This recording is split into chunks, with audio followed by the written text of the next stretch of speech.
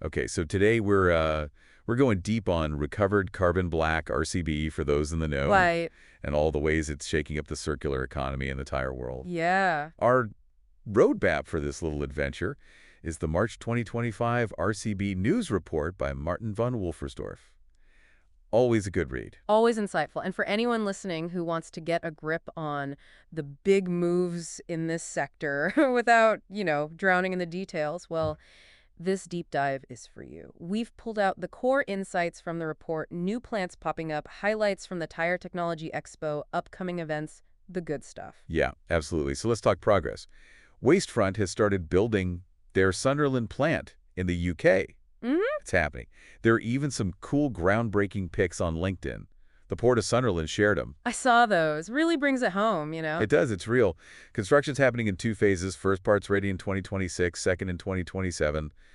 A bit later than originally planned, but hey, these things happen. They do. Big projects, lots of moving parts. Exactly. But here's what's impressive. Wastefront has everything locked in. They've got their end-of-life tire supply from Gateway Resources. They've got Vitol and Weber and Shearer ready to buy their products. Hmm. Technic Energies is handling the EPC services. Basically, they're overseeing the whole construction process. Right. And they even snagged some funding from the International Airlines Group, IAG. Smart move. Having all those pieces in place, the tires, the buyers, the engineering, the money, de-risks the whole project. Makes sense. And their goals are ambitious, really ambitious. Wastefront wants to build 4 facilities in total, producing a massive 128 million tons of what they call TPO, tire-derived oil, per year. That oil can then be turned into 90 kilotons per annum of SAF. That's sustainable aviation fuel, essentially, jet fuel made from old tires. Imagine that, flying on fuel made from old tires. And the yield is pretty good. The report says about 70% of their TPO can be converted to SAF. So that translates to something like 35% of ELT granulate the shredded tires becoming SAF, or about 26% if you're talking whole tires. So that's a huge chunk of those old tires potentially powering planes. But hold on a sec. The report also brings up some limitations. Can we really rely solely on ELTs for SAF? That's the question. They use the UK as an example. Let's say every single end-of-life tire in the UK was processed by Wastefront. That would only cover about 1.6% of the UK's aviation fuel demand in 2025. Really? Only 1.6%? Yeah, the numbers are what they are. And to hit that 10% SAF target the UK is aiming for by 2030, well, using only ELTs, you'd need more than the entire ELT volume within the European Tire and Rubber Manufacturers Association ETRA scope.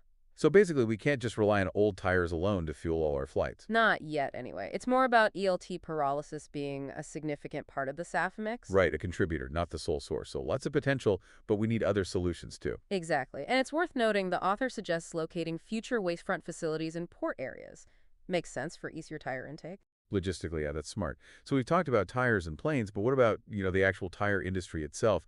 The report dives into the Tire Technology Expo 2025 in Hanover, Germany, the biggest event for tire production and raw materials, sounds like. Oh, yeah. A lot of big players there. Continental presented their Vision 2030, which is interesting. They've been doing post-industrial and post-consumer tire recycling for a while, but this is the first time they've presented a real strategic vision for it. Puts them on the same level as Michelin and Bridgestone in terms of publicly outlining their approach to sustainability. Okay, so they're joining the big leagues with that. And speaking of Michelin, the report talks about their stance on sustainable products and how they only accept products with a very clear chain of custody. Yeah, no mass balance allocation across different sites for them. They want that physical connection to be sure it's really sustainable. Which, I get it. Transparency is important, especially with all the criticism around mass balance allocation. But the report makes a good point. For newer materials like TPO, the supply chains aren't always there yet. Mass balance allocation can help them get off the ground. Yeah, it's a trade-off, ensuring real sustainability versus enabling growth of these new industries. It's a balancing act. Totally. And on that note, Michelin is actually willing to pay higher prices for sustainable materials, but only if there's a clear path to cost reduction as production scales up. Makes sense. They want to incentivize innovation, but also keep things affordable in the long run. Exactly. The report mentions a presentation with Michelin and Rigong, where they compared it to a mascara market. Small supply, high prices. It's okay at first, but prices need to come down as things scale up. A good analogy makes it relatable. But hey, enough about the serious stuff for a sec.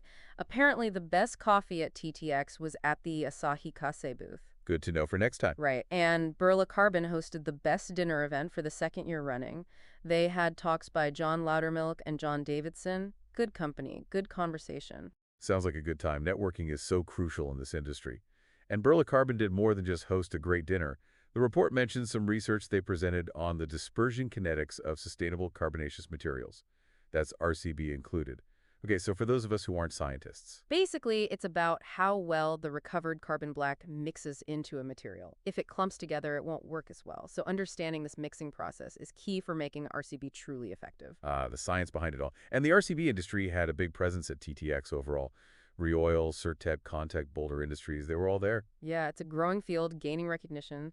And speaking of growth, the report highlights the ETRA conference 2025 in Brussels. That's the European Tire Recycling Association's 30th anniversary. The author has some good memories of his first ETRA conference back in 2015, says it kick-started his career in this field. Wow, full circle moment. And this year's event is focused on chemical tire recycling, specifically pyrolysis and devulcanization. Right? Jean-Paul Boissier organized those sessions. He's been in the industry forever. And the author of our report is actually presenting there. Very cool. Another event coming up is the AZuR Network Partner Meeting at Synthos in Germany. Yes. Christina Guth, the coordinator, she brings so much energy to the network. They're doing a great work for tire circularity. The author's part of their chemical recycling group, and he's also working on a project using rCB and plastic master batches. They're presenting that at the K Trade Fair in October. Busy man. Lots of exciting projects going on.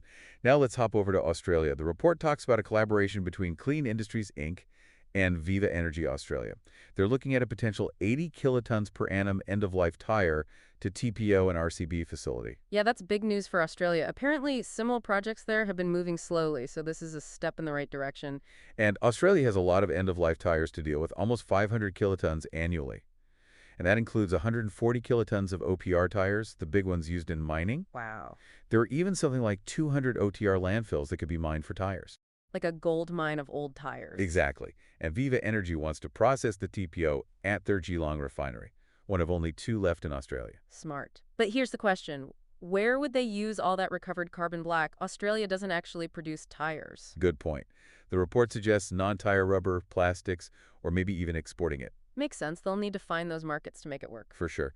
Last but not least, the report covers Pyrum Innovations and SUAS Group.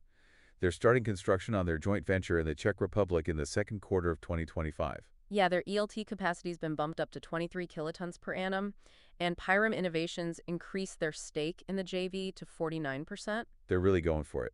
And the report puts Pyrum Innovations at the top of the prospects for a Recovered Carbon Black 2024 leaderboard.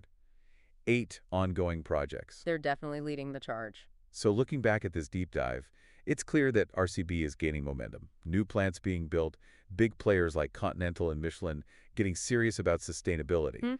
Lots of collaboration and knowledge sharing happening at events like TTX. Right, the circular economy is becoming more and more important for the tire industry. It is. And with all these developments, it makes you wonder what other innovations are out there. We talked about the challenges of making enough SAF from ELTs. So what else can we do to really push the circular economy forward? Not just for tires, but for all materials. It's a big question, but one worth thinking about. Absolutely. Thanks for joining us on this deep dive. It's been a pleasure.